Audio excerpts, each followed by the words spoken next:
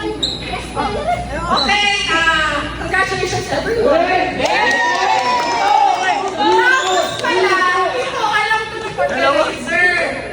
Sinabi ko na talaga, after the game, I will give an extra award to the MVP.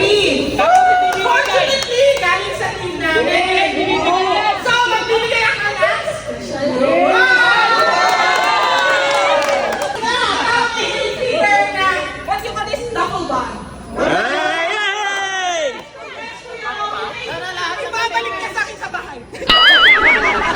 Ano, mahirap ka? Kaming award ni Kuya Uwe!